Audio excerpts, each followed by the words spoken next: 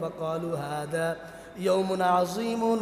أنجى الله فيه موسى وقومه وغرق فرعون وقومه।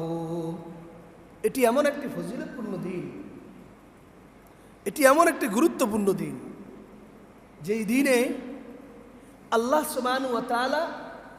জালেম স্বৈরাচারের পতন ঘটিয়ে ফেরাউন নামক যে স্বৈরাচার জালেম ছিল, ফ্যাসিস্ট ছিল, এই ফেরাউনের পতন ঘটিয়ে যে সব সময় হযরতে মূসাকে জ্বালাত, একেবারে শিশু অবস্থা থেকে নিয়ে